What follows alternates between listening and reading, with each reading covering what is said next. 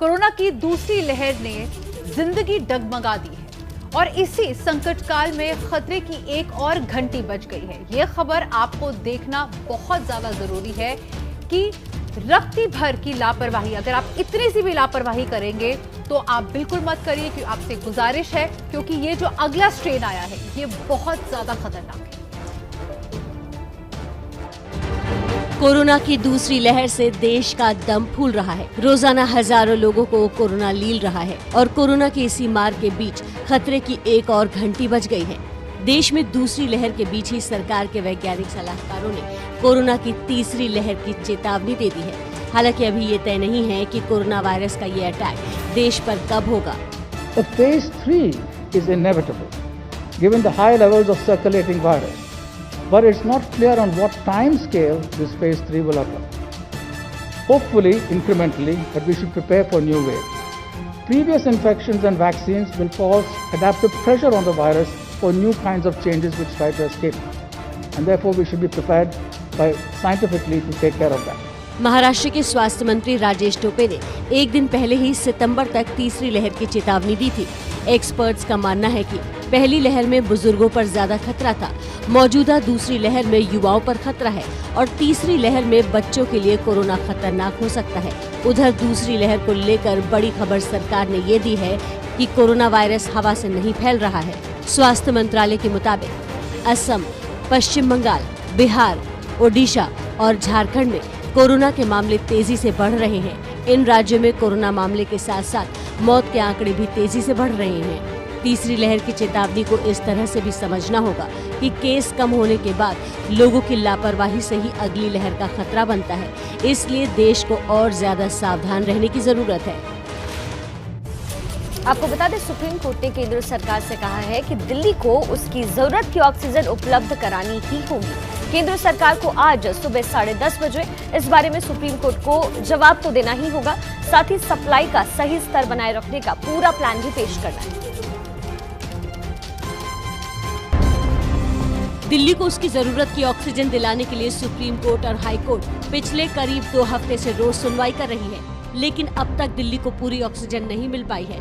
मंगलवार को दिल्ली को 505 मीट्रिक टन ऑक्सीजन ही मिली थी। सुनवाई करते हुए सुप्रीम कोर्ट ने कहा कि केंद्र बुधवार आधी रात तक दिल्ली में 700 मीट्रिक टन ऑक्सीजन की सप्लाई की कोशिश करे, साथ ही गुरुवार सुबह 10:30 बजे योजना बताए कि सप्लाई को सही स्तर पर कैसे बनाए रखा जाएगा।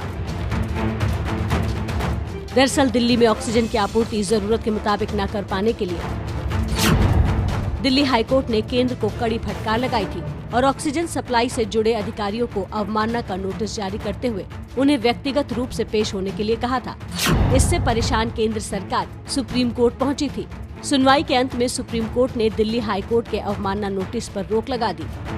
दिल्ली हाईकोर्ट में बुधवार को 15वें दिन सुनवाई के दौरान दिल्ली सरकार के वकील ने बताया कि कोर्ट के दखल से हालात सुधर रहे हैं। इस पर हाईकोर्ट ने कहा कि दुश्मन अगर आम ना हो तो मिलकर लड़ना चाहिए, भले आप आपस में अच्छे दोस्त ना हो। साथ ही कहा कि आने वाले दिनों को ध्यान में रखते हुए दिल्ली में ऑक्सीजन स्टोरेज की व्यवस्था को लेकर तैयारी करें।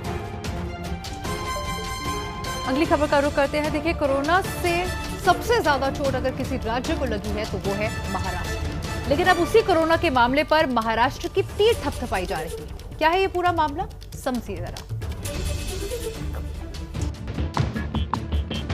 ऑक्सीजन की किल्लत को लेकर दिल्ली समेत देश के कई हिस्सों में मारामारी चल रही है। ऑक्सीजन की कमी से मरीज जूझ रहे हैं।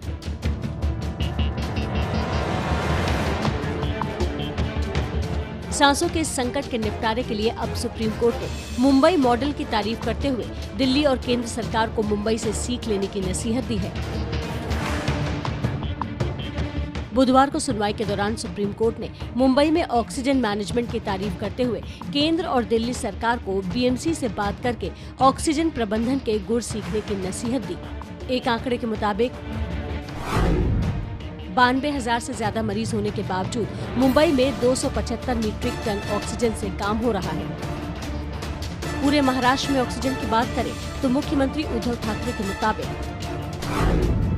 महाराष्ट्र में रोजाना 1200 मीट्रिक टन ऑक्सीजन का उत्पादन हो रहा है। फिलहाल महाराष्ट्र को रोजाना 1700 मीट्रिक टन ऑक्सीजन की जरूरत है। तीसरी लहर के लिए महाराष्ट्र ने रोजाना 3000 मीट्रिक टन ऑक्सीजन उत्पादन का लक्ष्य रखा है। दूसरी तरफ कोरोना को कंट्रोल करने को लेकर भी मुंबई की तारीफ हो रही है। मुंबई में कोरोना के 3889 नए मामले दर्ज किए गए हैं, जबकि 24 घंटे में 77 लोगों की मौत हुई है। मुंबई में जिस तरह से कोरोना के मामले घट रहे हैं, वो उम्मीद पैदा करने वाले हैं। ऑक्सीजन को लेकर सुप्रीम कोर्ट की तारीफ से बीएमसी का हौसला जरूर बढ़ा होगा। देखिए, आपको बता दें, देश के कई जेलों में कोरोना के मामले ने चिंता बढ़ा दी है। कोरोना की चपेट में आए कैदियों में नया नाम आसाराम बापू का जुड़ा है। जोधपुर की जेल में भी कोरोना ने दस्तक दे दी है और कोरोना ने जिन कैदियों को संक्रमित किया है, उनमें एक नाम आसाराम का भी है। कोरोना संक्रमित आसाराम की तबीयत बीती रात अचानक बिगड़ गई, जिसके बाद उसे आनंद फानन में जोधपुर के महात्मा गांधी अस्पताल में भर्ती करवाया गया है। छात्रा के रेप के आरोप में बीते 7 साल से जोधपुर की जेल में बंद 84 साल के आसाराम का ऑक्सीजन लेवल अचानक कम हो गया, जिसके बाद उसे अस्पताल पहुंचाया गया। डॉक्टरों ने आसाराम को जांच के बाद आईसीयू में भर्ती किया है। आसाराम के अलावा जोधपुर जेल में कई और मरीज कोरोना पॉजिटिव पाए गए हैं।